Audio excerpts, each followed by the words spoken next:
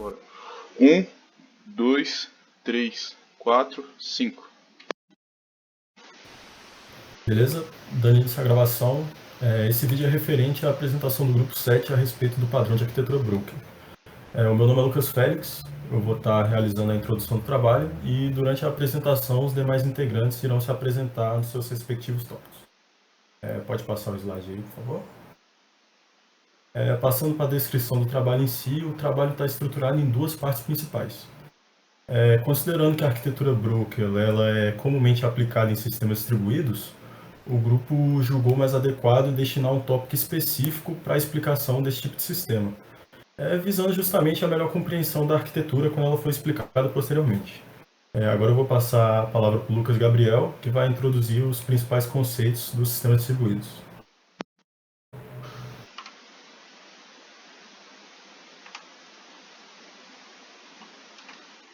Olá, meu nome é Lucas Gabriel. Vou falar um pouco aqui sobre os sistemas distribuídos. Então, a gente resolveu falar sobre sistemas distribuídos mesmo não sendo o nosso foco principal, pois nosso foco principal mesmo é a arquitetura broker, mas para entender nosso tema principal é necessário saber sobre sistema distribuído, porque a arquitetura broker é um sistema distribuído. O que seria o sistema distribuído? Um sistema distribuído são vários sistemas compostos de múltiplos nós, que eles como pode dizer, uma definição para uma estrutura base de vários computadores, que a função deles é pré-definida, todos eles trabalham em direção a um objetivo, uma tarefa. As principais características dele existem várias, mas eu peguei aqui, vou citar para vocês algumas das mais importantes. Ele começa pela descentralização, que seria a divisão de tarefas. Por não ser só um único sistema, ele não fica sobrecarregado. Depois vem a parte da comunicação, que os nós e o sistema distribuído eles se comunicam entre si para trocar as informações. Então, da mesma forma, ele tira o excesso e a sobrecarga. A escalabilidade também é uma característica muito importante dos sistemas distribuídos, porque com grande ele é possível lidar com um grande número de componentes e usuários que podem ser dimensionados para lidar com o aumento da carga de trabalho.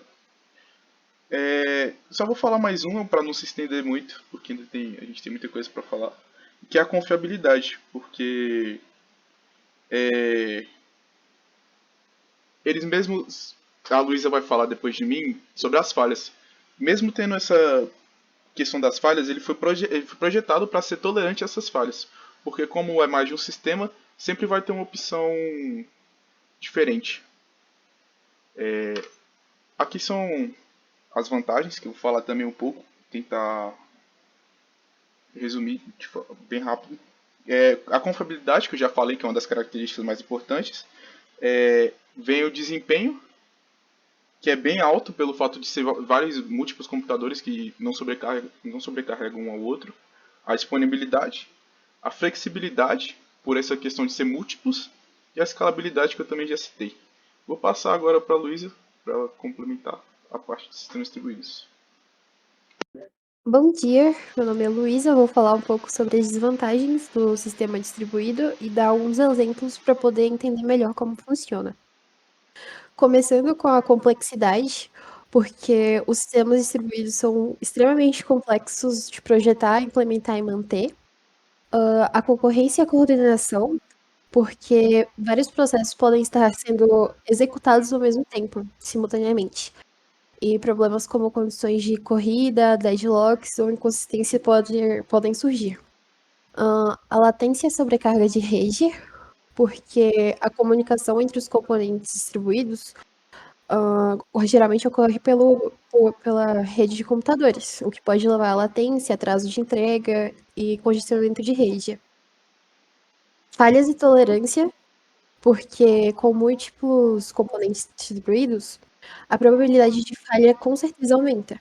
Falha de hardware, falha de software ou problemas de rede que pode vir a acontecer. Consistência e sincronização, devido à natureza distribuída de diferentes nós, porque podem ter cópias um pouco desatualizadas de dados, o que pode levar a problemas de inconsistência e conflitos. O custo e a infraestrutura, porque a implementação de um sistema distribuído pode exigir investimentos significativos, tipo com servidores, rede de comunicação, sistemas de armazenamento e etc. Passa o slide, por favor. E aí, alguns exemplos de sistemas distribuídos. O maior exemplo que a gente pode conhecer e ter contato é a internet, porque é literalmente várias redes de computadores interconectados pelo mundo inteiro. Os sistemas de processamento distribuído, e são grades computacionais, basicamente, porque elas são utilizadas para ter um alto desempenho, para executar cálculos complexos, armazenar grande volume de dados e etc., processar, né? Tem os sistemas de armazenamento distribuído, como, por exemplo, o Google System, que eles dividem os dados em vários servidores para poder armazenar melhor esses dados e ter um acesso mais eficiente. E o e não, né, tem o sistema de gerenciamento de dados, de banco de dados, como, por exemplo, o Cassandra e o Apache, que tem sistemas com diferentes servidores que podem ser acessados para ter uma alta disponibilidade. E os sistemas de computação em nuvem, como a Amazon Web Service, Azure, o Google Cloud, que fornecem recursos distribuídos em data centers para várias regiões geográficas. E é isso. O Lucas Félix vai dar continuidade para a apresentação da arquitetura. Beleza. Entendido o conceito de sistemas distribuídos, a gente pode entrar na definição da arquitetura de forma mais detalhada, né? O padrão arquitetural Broker, ele tem como a principal proposta fornecer um ponto central de comunicação para justamente coordenar e gerenciar a comunicação entre diferentes componentes presentes num sistema, né? Ou num serviço de software. Justamente gerenciar o fluxo, né, envolvido. Assim, ele vai estar possibilitando a comunicação e a interação entre esses componentes sem que eles precisem estar cientes uns dos outros necessariamente. Ou seja, a ideia principal por trás desse padrão é desacoplar os componentes que estão presentes nesse sistema, introduzindo essa entidade intermediária, né, chamada broker, ou middleware, geralmente como chamam. Essa entidade broker ela vai facilitar a comunicação, recebendo a solicitação do cliente e roteando por meio de informações específicas para os provedores de serviços mais apropriados e depois retornando as respostas de volta ao cliente.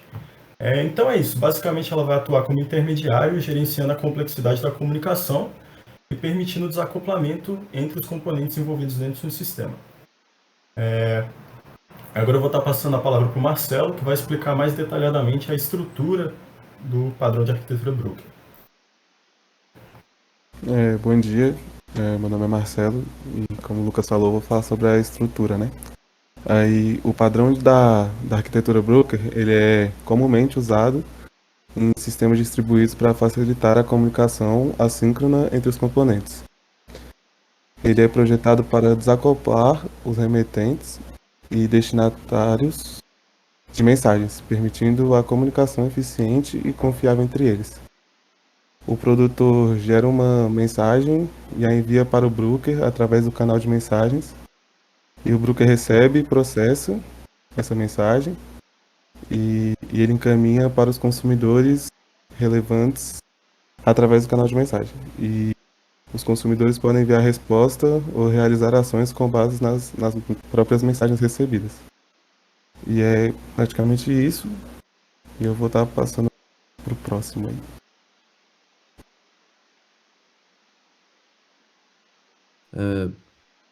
Bom dia, meu nome é Lucas e eu vou apresentar para vocês como funciona mais ou menos a arquitetura broker.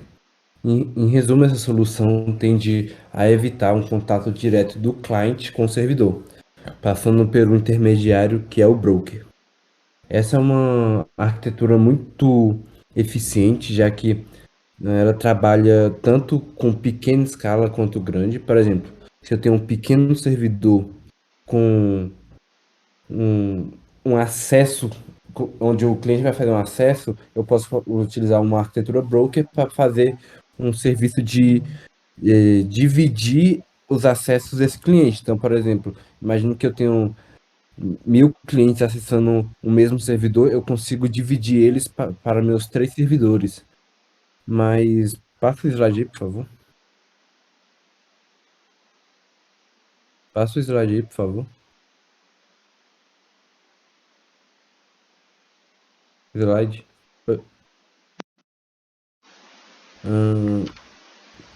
Mais um pra frente. Já no caso do Já no caso de uma aplicação maior, como é o caso de grandes centros de acesso, dados, entre outros, a gente pode usar componentes ainda mais robustos dentro do broker. Por exemplo, nessa arquitetura que a gente vemos aqui, ele tem um bocado de parâmetros que vai fazer a validação se esse usuário é válido. Por exemplo, ele tem chave de acesso do usuário, se ela é válido, ele coloca uma máscara para ver se o usuário é válido, ele tem uma pequena persistência ali no canto direito para salvar esses dados. E tudo isso ele abstrai antes de mandar para o servidor. Então, nesse exemplo, num exemplo de um sistema mais robusto, a gente consegue acoplar mais coisas no broker,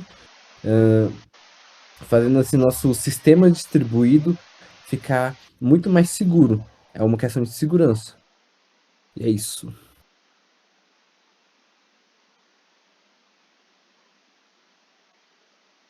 Bom dia a todos, eu sou o Lucas Borba e eu vou falar sobre as principais vantagens do sistema Broker.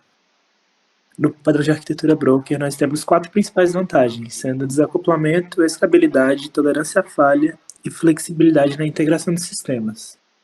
Vou começar explicando o desacoplamento, que basicamente o padrão de arquitetura Broker funciona como um intermediador entre os componentes do sistema. Isso é, os componentes do sistema vão mandar a mensagem para o padrão, e o broker divide para quem vai as mensagens. Isso permite que os componentes sejam desenvolvidos e evoluídos independentes uns dos outros, eles são completamente desacoplados. O próximo é a escalabilidade, como justamente pelo fato dos componentes serem desacoplados, ele permite uma fácil escalabilidade, já que você controla a demanda você controla o padrão de acordo com a demanda. Quanto maior a demanda, você pode ir trocando peças dentro do broker para aumentar a capacidade dele. A tolerância a falhas, que justamente está conectado diretamente com o desacoplamento. Quando um desses componentes falha, fica fácil de você salvar as mensagens que seriam para eles. Você adiciona novos componentes ao sistema. Se um componente falha, as mensagens destinadas a eles podem ser armazenadas no broker até que o componente seja restaurado e esteja pronto para processá-las novamente. Isso evita as perdas de mensagens que seriam importantes para o sistema e melhora a confiabilidade do sistema. E como a última vantagem, a gente tem a flexibilidade na integração do sistema, que ele é extremamente flexível para a integração de sistemas heterogêneos, diferente dos componentes. Podem usar protocolos de comunicação diferentes, desde que estejam compatíveis com o broker. Isso permite que sistemas legados sejam integrados com componentes mais modernos de forma flexível e eficiente. Minha parte era basicamente isso, eu vou passar para o próximo agora. As considerações finais, a gente agradece a atenção pelo trabalho, a gente está aberto a qualquer tipo de pergunta e desejamos um bom dia. Vou estar finalizando a apresentação por aqui.